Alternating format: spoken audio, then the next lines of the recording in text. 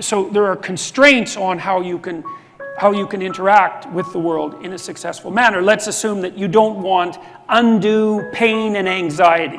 We could just start with that, and I think that's a reasonable proposition. You can tolerate some pain and anxiety if it's in the service of something greater, obviously, but I just mean pointless pain and anxiety. We don't want any more of that than is necessary, and that means that you have to take care of yourself to some degree, but the manner in which you take care of yourself is severely constrained. This is partly why you have to be intelligent and careful and plot your way through life properly. You have to take care of yourself today, but you have to take care of yourself today in a way that doesn't interfere with you taking care of yourself tomorrow, and next week, and next month, and next year, and 5 years from now, and 10 years from now. So you can't do just what you want to in the next hour, because if it's impulsive pleasure seeking, let's say, something like that, excess alcohol use or excess drug use or careless sexual behavior or betrayal of people to gain you something in the moment, you're going to pay for that. You're going to pay for it tomorrow. You're going to pay for it next week and next month and next year. And so because you're going to exist in the future and because you have to live with yourself, there's only a certain number of ways that you can act that are going to work. But it's more than that. It's not just that you're responsible to your future self or the set of all your future selves, is that you also have to act in a way that works for your family. Because otherwise your family is going to disintegrate and break down and cause you and them all sorts of misery and grief. And not just your family now, but also your family into the future. And then not just your family either, but also your community. And so you have to set your aspirations so that they serve you in the broadest sense over a long period of time, and they also serve your family and they also serve your community, and that's a very tight set of constraints. And I think that the best solution to that set of constraints from a philosophical perspective, or maybe even a theological perspective, is to view the world as a place not of groups but of individuals, of sovereign individuals who are responsible for their destinies, responsible for their families and for their communities. And that's essentially the ethos of the modern West, because the thing that's so remarkable about the West, I would say, is that we did a wonderful job of articulating out the idea of individual sovereignty, and we made that the cornerstone of our political and economic systems. And the thing about that is, it works. And the evidence that it works is, well, it's right here in this room. Everything in this room is working, right? And around the world, increasingly, people are becoming economically better off at a rate that's absolutely staggering. And a huge portion of that is because we've articulated out the ethos of the responsible sovereign individual. And that's not the same as the individual with rights. It's not like rights are irrelevant, but rights are really there to facilitate your adoption of individual responsibility. And one of the things I would like to say to all of you, and it's one of the things I really wanted to talk about coming here today when I was thinking about it, is that you don't want to play identity politics. And that can happen because it can be played on the right and the left, right? And that's a collectivist idea. You don't want to do that. What you could bring to the table that hasn't been brought to the table for years is an emphasis on individual responsibility. And the right way to do that, as far as I'm concerned, is to start with yourselves, is develop a vision for your life. You start to think about, if you could be who you could be, what would that look like? That's the beginning of a mature philosophy of being. If you could be the person that you would admire, who would that person be? How would you configure yourself? How would you configure your career, your education, your family, the use of time outside of work? If you wanted to be the noblest person that you could be, who was adopting the maximal amount of responsibility, how would that look? Then you need a strategy to put that into place.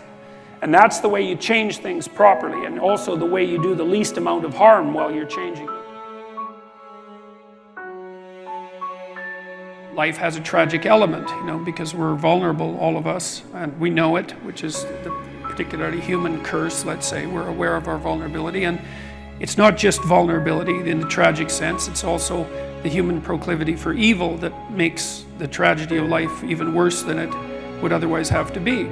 And you could say that that's a basic truth. You could even say that that's a basic truth with regards to the meaning of life. It's a pessimistic way of looking at it in some sense, but it leads to an optimistic conclusion. All of us have to face our limitations, and and malevolence in the world, and the possibility that we'll be betrayed or betray other people and act improperly. And that's a heavy burden, but the truth of the matter is, as far as I'm concerned, that each of us has enough potential character, power of character, let's say, if it's properly manifested, to contend with that in a noble way and to rise above it and to transcend and to deal with it in large part, because we can make the world a much better place than it is for each of us individually and for our families and for our community. And we can constrain the malevolence, at least in our own hearts, and perhaps have a positive effect on those around us as a consequence. And that actually does make things better, and we actually can do that. And that's where the meaning in life is to be found. And that meaning, you know, that goes along with the adoption of that kind of responsibility is actually the antidote to the suffering.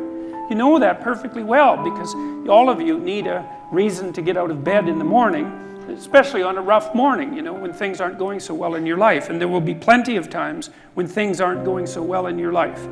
And you still need a reason to get up and get moving and get out there. And if you have adopted the responsibility at an individual level to make things better, given how bad they are, if you've adopted the responsibility to make things better, then you have a reason to get up. And so one of the things that I've been stressing to people is that there's very little difference between the meaning in life that gives you fulfillment and that engages you in existence and the willingness to shoulder as much individual responsibility as you can possibly handle. Those are the same things. And that's a really useful thing to know. And you kind of know this, right? Everybody knows this because, first of all, if you're not living up to your responsibilities, even to take care of yourself, the probability that you're going to be ashamed of that at some level is extraordinarily high.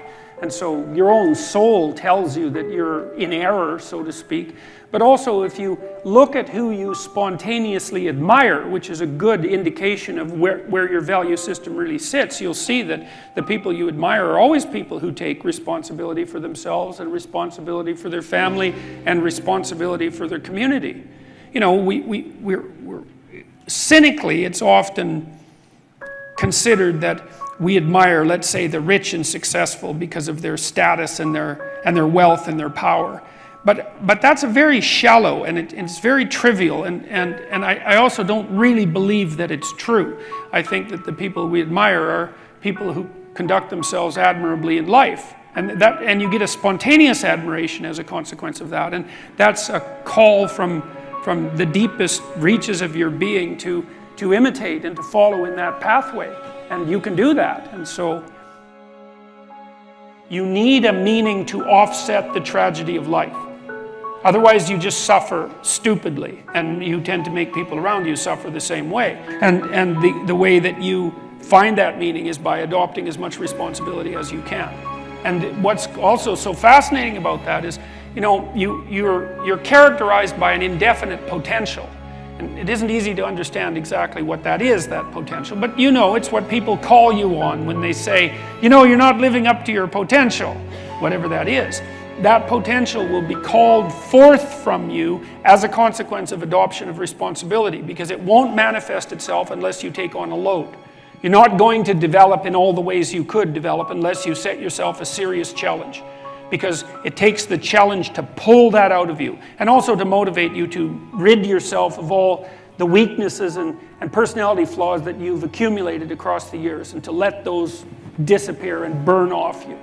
You need to load yourself up before the demands of life will be such that you will discipline yourself properly. And a noble goal is a very good way of beginning that.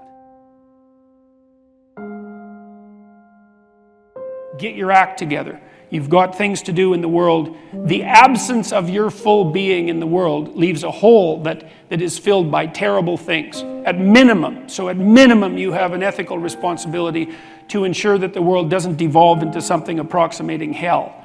And at maximum, you have the responsibility, again, and it's a heavy ethical responsibility, to do everything that's in your power to make things as good as you can possibly make them, in this sophisticated manner that takes you and your family and your community into account. And it's on you, right?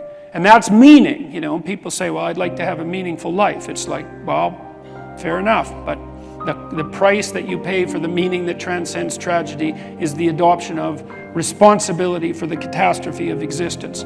But that ennobles you, right? It makes you into someone strong and someone competent and someone who's worthwhile and who lives in a manner that justifies their own suffering.